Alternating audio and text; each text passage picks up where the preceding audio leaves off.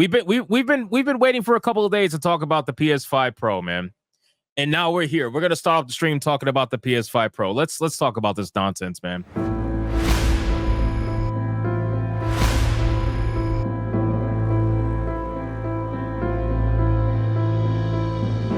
So we got this technical presentation, okay? This is a 10-minute technical presentation, and we're gonna react to it today. But I gotta tell you, when I saw this presentation, this shit was a massive joke. Okay, it's almost like, okay, so somebody asked before earlier in the stream. They said, "Do I think this is going to make people go to PC?" And honestly, yes. But it's not just this, right? They are pushing people to PC through a multitude of different ways, right? The price increases on console are getting a little bit ridiculous now. People are not going to want to pay it. That's number one. Number two, the exclusives on console, the stuff that actually sold consoles, first-party titles that sold consoles. Yeah, that's not there anymore, right? That's not there anymore. The exclusives are gone, right? The exclusives are now going on PC. That's a big issue for consoles to maintain its longevity, right?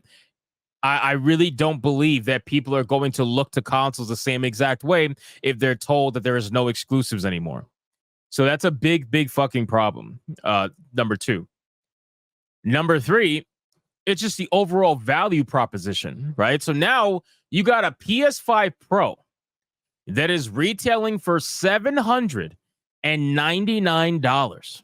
Okay. Now keep in mind, $799 for something that is barely better graphically. It really is barely better graphically. And it's gimped, right? So no CD drive. They don't even give you a fucking stand. Okay. They gimped it completely. And if you wanted to be an actual real PS5 upgrade, you would have to pay another damn near $100. So you would have to pay almost $900 just to get an upgraded version of the disc PS5 that you have.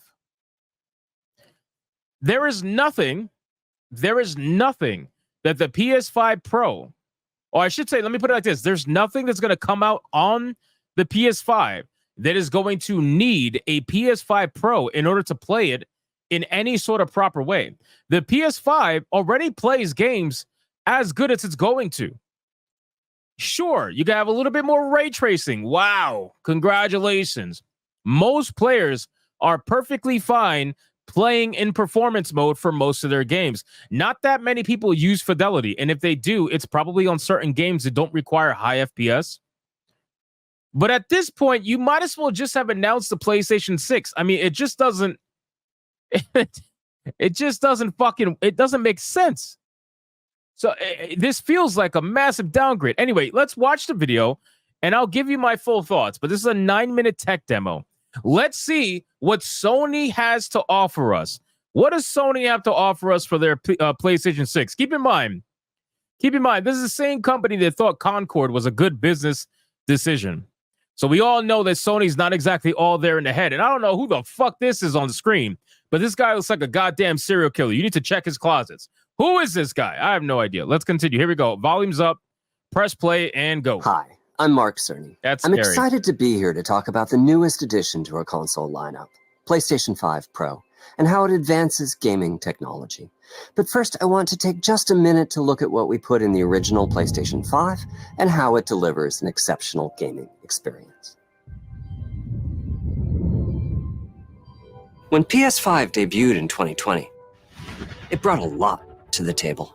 8 Zen 2 CPU cores form the brains of PlayStation 5 and enable high-speed complex gameplay, with character counts reaching into the hundreds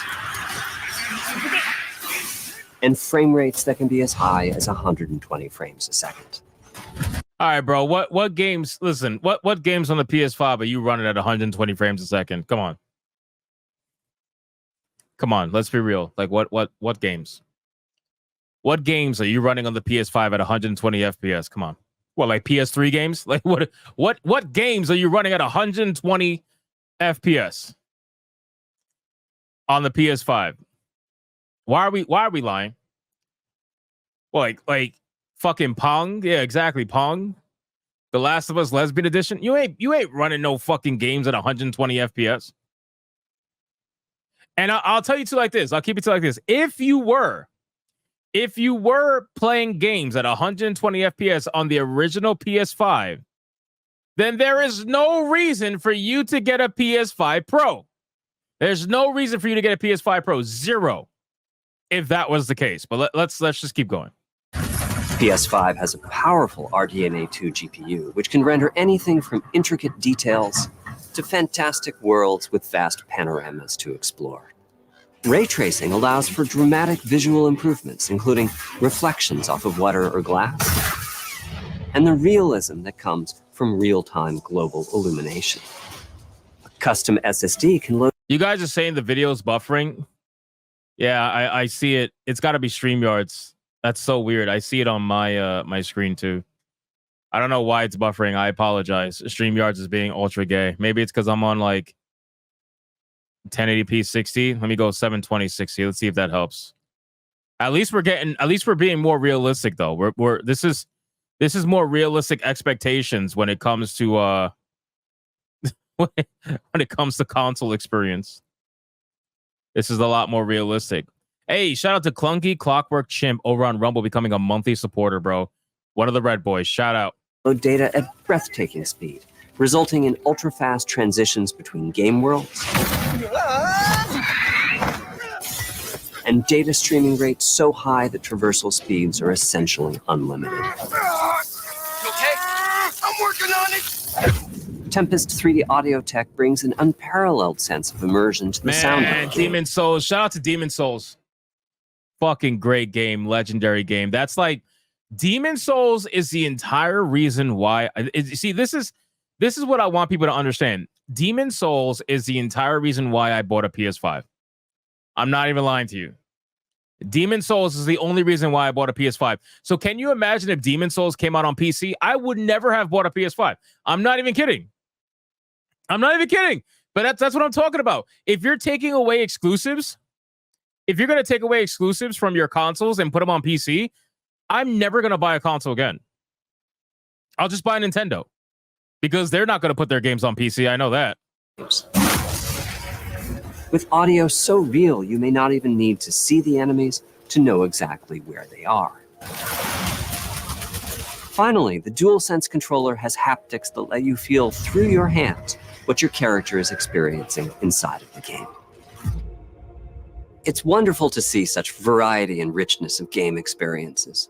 Creators have made amazing use of the hardware capabilities, but when I talk to them, I do hear about their desire for more graphics performance.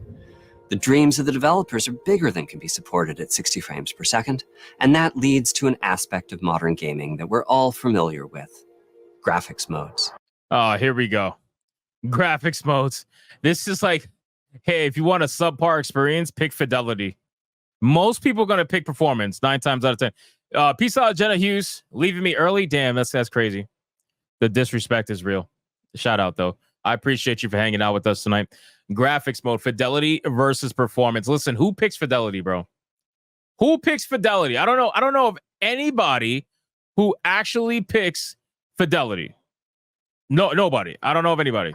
It can be a difficult choice for players. Fidelity modes emphasize the visuals, typically through higher resolution rendering. These modes might also have... Hey, Arthur Morgan says he picks fidelity. Arthur Morgan says he picks fidelity. We love Arthur Morgan in this chat, but we're going to have to start a hashtag save Arthur Morgan. Let's start hashtag save Arthur Morgan.